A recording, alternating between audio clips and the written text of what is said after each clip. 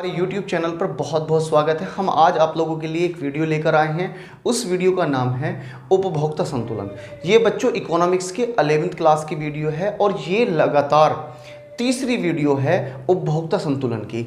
और मुझे उम्मीद है कि इस सीरीज़ की अगर आपने तीनों की तीनों वीडियो पढ़ ली, वीडियो देख ली, तो मैं नहीं कहता कि आपका इस चैप्टर से कोई भी क्वेश्चन आउट हो जाएगा।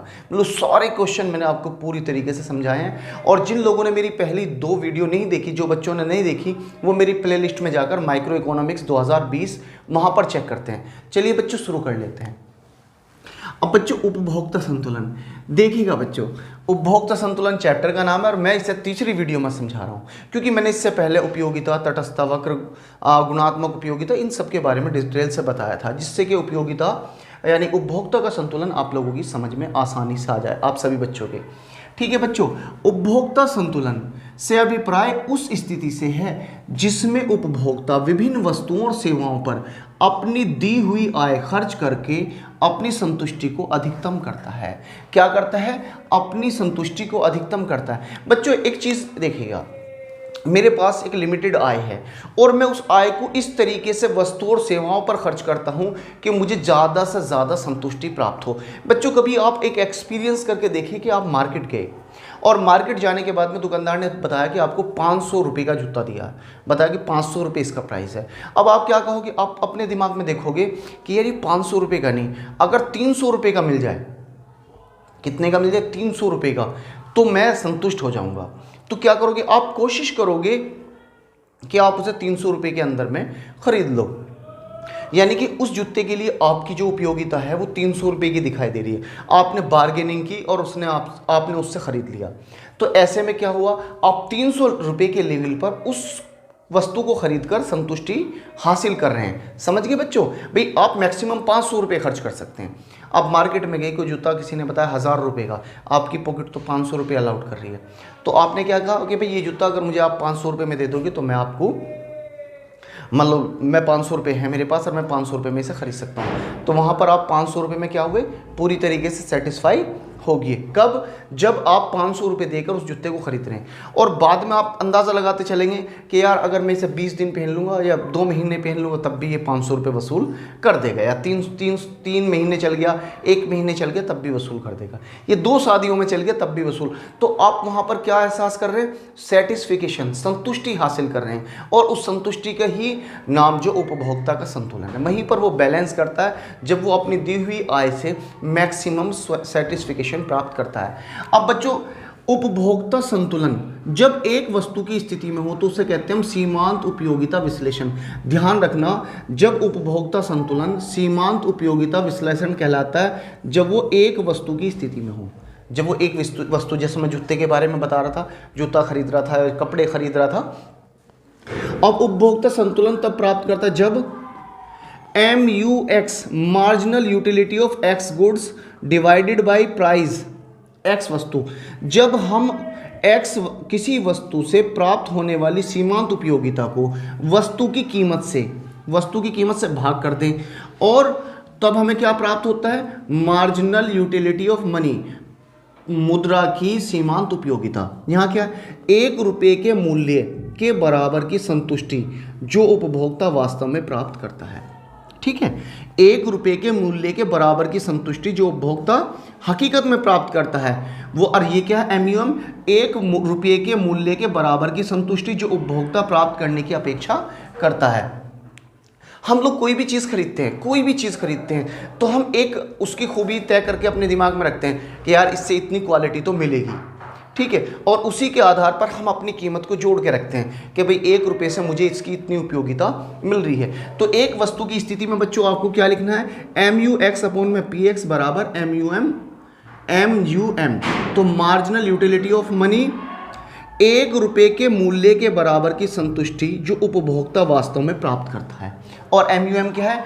1 रुपये के मूल्य के बराबर की संतुष्टि जो उपभोक्ता प्राप्त करने की अपेक्षा करता है, जिसकी उसे उम्मीद होती है कि कम से कम मुझे इतना सेटिस्फिकेशन मिलेगा। भाई तुम 2 रुपये का गिलास पानी का पीते हो रोड पे चलते हुए, तो आपको महसूस है कि यार 2 रुपये, चल कम से कम 2 रुपये लायक क्वालिटी तो मिली है, और आप है ना ज़्यादा क्यों नहीं पिएंगे, ज़्यादा इसलिए नहीं पियेंगे भाई, एक गिलास पीने के बाद आपको कुछ सेटिस्फिकेशन होगी। अगर ज़्यादा पियेंगे यार 2 रुपये का है, तो इससे अब जो क्वालिटी कम मिलनी शुरू हो जाएंगी। अपने घर पे जाके पीऊँगा, वो 15 रुपये की या 20 रुपये की कैन में 250 ग्राम पानी 25 पैसे का या 50 पैसे का आएगा, तो आप वहाँ पर वो पानी 1 गिलास या 2 गिलास पीकर रुक जाएंगे।